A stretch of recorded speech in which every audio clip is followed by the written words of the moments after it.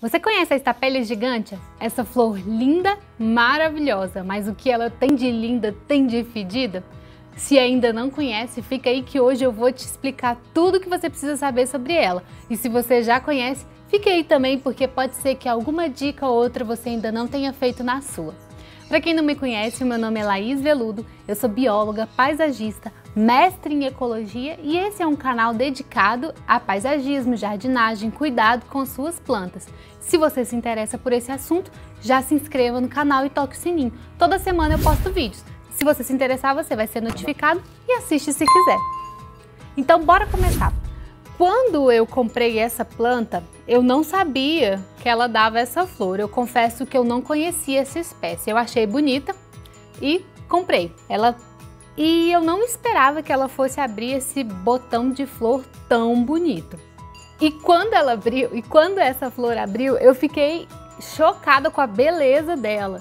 E me lembrou muito, se você é daquelas pessoas que acompanha série de ficção, eu sou apaixonada por série de ficção e tudo que envolve ficção, me lembrou muito aquele monstro daquela série do Netflix, Stranger Things. Não sei se você já viu aquele monstro do mundo invertido que abre a boca assim e é super sinistro. Me pareceu ela e eu achei super legal. Aí quando eu fui procurar na internet, realmente eu vi que as pessoas faziam relação dessa planta com esse monstro. Como é o nome dele mesmo? Demogorgon. Demogorgon lá daquela minissérie, daquela série lá do Netflix. E eu achei super legal, né? Porque não foi só eu que fiz essa referência muito louca a respeito dessa planta. Mas vamos lá. Chega de papo furado, porque ninguém aqui tá pra falar de Stranger Things, nem de série da Netflix. Se vocês querem esse tipo de canal, esse aqui não é esse canal de cultura pop. Então procure outro. Aqui é sobre planta. Rebobinando, fechando essa baboseira, vamos voltar pra planta. Essa é uma planta muito diferente, assim. Ela tem esse visual de cactus, mas ela não é um cactus. Na verdade, ela é uma suculenta. Se você passa a mão assim nela, ela é toda veludinha, assim, cheia, parece um veludinho mesmo. Ela é bem firme, parece um tapetinho de veludo mesmo. Então ela não é um cactus, ela é uma suculenta. E ela abre essa flor. Essa flor, eu procurando na internet, eu vi várias tonalidades dessa flor. Já vi branca com a bolinha, com o centro dela mais vermelhinho. Já vi mais amarelada com os pelinhos vermelhos. Mas o que ela tem de comum? Então assim, a variedade de cor é muito grande. Mas o que ela tem de comum em todas elas é esse formato de estrela muito doido. Parece um monstro mesmo que abre, ou uma estrela do mar que abre assim a boca. E o cheiro. O cheiro. Ai, meu Deus! Se você não gosta de plantas com cheiros estranhos, não tenha uma dessa, porque essa tem um cheiro estranho. Ela tem cheiro de carne podre ou ovo podre, dependendo da espécie. São várias espécies desse gênero, né? Então ela tem cheiro de carne podre, de ovo podre. Então, assim, se você não gosta desse tipo de cheiro, se você não quer ter esse cheiro na sua casa, não tem uma dessa. Mas eu já te adianto também que não é aquela coisa assim que fica fedendo quilômetros de distância, não. Você sente quando você chega o nariz perto, assim como eu acabei de chegar, e aí você sente o cheiro, um cheiro de coisa podre. Essa planta, ela é da mesma família das óias, da flor de cera, que também é uma suculenta, e é a família Apocynaceae. Então, os cuidados com essa planta devem ser os cuidados típicos que você tem com a suculenta. São os cuidados típicos que você deve ter com uma suculenta. Qual que é o cuidado típico de uma suculenta? Primeira coisa, suculenta é uma planta geralmente de sol. É muito difícil você achar suculentas de sombra. Existe, mas em geral elas gostam de muita luminosidade ou de sol direto. No caso da Stapelia, ela é uma planta de sol pleno. Se você deixa ela muito tempo no sol, recebendo de 6 a 8 horas de sol direto, as pontas dela começam a ficar avermelhadas. É o que a gente chama de estresse em suculenta, é a planta ficar mais vermelha, porque pega muito sol. Então ela fica mais avermelhada. Outra coisa é em relação ao substrato. O substrato dessa planta pode ser um substrato típico de suculentas.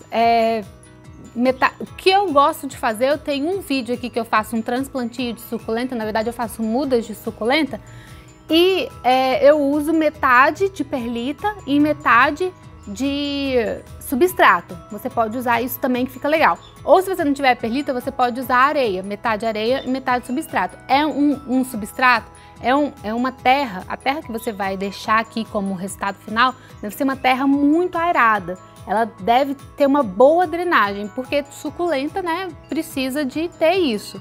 Porque quando você for regar a sua planta, a rega ela deve ser abundante. Quando você for regar, você rega abundante, até escorrer. Mas ela não pode ficar com água parada aqui, porque senão ela vai morrer. Em relação à floração, dizem que essa planta floresce no verão e na primavera. Quando eu comprei essa planta, deve ter uns 6 meses, era verão, praticamente, né? Final de verão, inicinho do outono. Ela veio com só essa haste aqui, essa grande aqui, e mais umas 2. E ela tava com um botão. E como eu pensei, poxa, é uma suculenta, então eu não vou colocar muita água. Isso é comum, viu, gente? Apesar de eu ser profissional de paisagismo, eu não conheço todas as plantas, é tudo um teste. A gente pega o conhecimento básico e vai testando para cada um. Então, o que eu fiz? Ela tava com um botão e eu coloquei água como eu colocaria em qualquer suculenta minha, ou seja, pouca água. Aí o botão caiu. E depois eu fui pesquisar mais sobre a planta para fazer esse vídeo para vocês e eu descobri que quando a planta vai florescer, quando ela tá com os botões, ela precisa de mais água. Então, assim, essa aqui, por exemplo, esse botão era gigantão, era o dobro desse. Aqui dá para vocês verem, ó. Aqui tem um botão, aqui tem outro botão. Esses botões ainda estão pequenos, eles não vão abrir. Eles precisam de pelo menos triplicar o tamanho para daí abrir, porque a diferença de flor, ela não é uma flor que abre pequena e vai crescendo, não, ela já abre grande. Essa aqui abriu ontem. Então, ela já era um botão bem grandão. E ela precisa de uma quantidade maior de água. Então, esse foi o erro que eu cometi lá atrás, eu não vou cometer nesse. Vou regar mais para esses botões se desenvolverem e ela poder abrir. E por que que essa planta tem esse cheiro? Toda planta tem cheiro. Ou quase todas as plantas têm cheiro, principalmente as plantas que têm flor. Elas têm algum tipo de cheiro. E o cheiro, evolutivamente, serve para atrair polinizadores. E aqui não é diferente, só que aqui o polinizador não é borboleta, nem abelha, nem nada disso. Polinizador são moscas, moscas dessas comuns ou moscas varejeiras. E as moscas a gente sabe que se atraem por cheiro de coisa podre, né? Carne podre, ovo podre, coisas em decomposição são as coisas favoritas das moscas. Então, essa planta evoluiu juntamente com um grupo de moscas e assim a mosca acha essa planta pelo cheiro. Não sei se vocês sabem, mas a mosca consegue sentir o cheiro de carne podre a mais de 2 km de distância, ou cheiro de carne. É só você fazer uma carne na sua casa, abrir rapidinho chega mosca aqui também. Então porque as moscas elas sentem o cheiro numa distância muito grande, então elas vêm e polinizam essa planta. Não é raro acontecer de depois que a mosca vem, alguns dias depois começarem a aparecer algumas larvas aqui.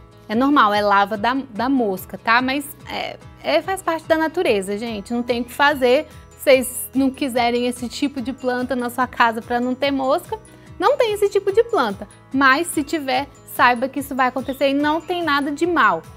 As moscas não vão comer as outras plantas, as moscas não vão acabar com a sua planta, nada disso. É um processo que elas vão devorar sim a flor, mas a flor vai cair e vai nascer outra.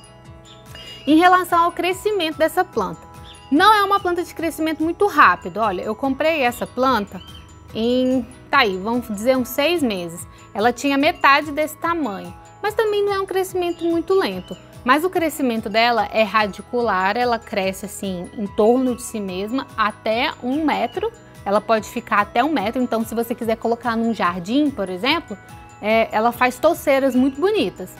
E até 20 centímetros de altura, dá mais ou menos um palmo assim. Ela vai crescer um pouco mais do que isso que ela tá.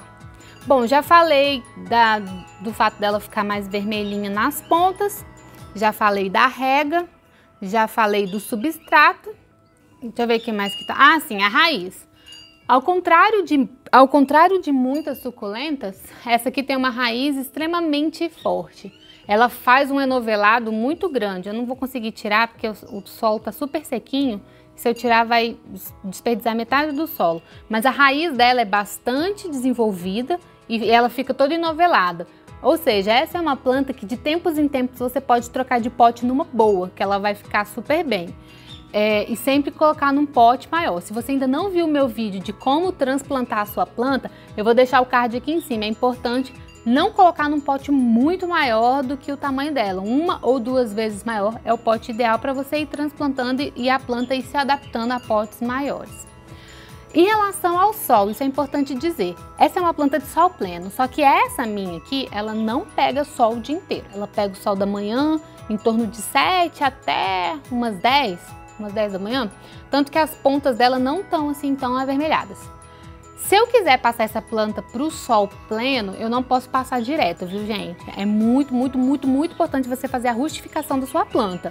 Porque se você coloca uma planta dessa no sol pleno para pegar 8 horas de sol, daquele estribuchando, ela vai sofrer muito, vai queimar, vai sofrer um estresse muito maior do que ela é capaz, pode até morrer, mas ela vai murchar muito para daí se adaptar. Então, a rustificação é um processo de rustificação que eu gosto de fazer, deixa um dia, meia hora a mais, depois 2 horas, depois 3 horas. No final de 15 a 20 dias, a sua planta começa a ficar rustificada, aí você pode deixar 5 horas a mais, 6 horas a mais no sol. Mas é um processo assim, de meia hora, de 1 em 1 hora. Então, se a sua planta fica 3 horas pegando sol, no primeiro dia de rustificação, deixa 3 horas e meia.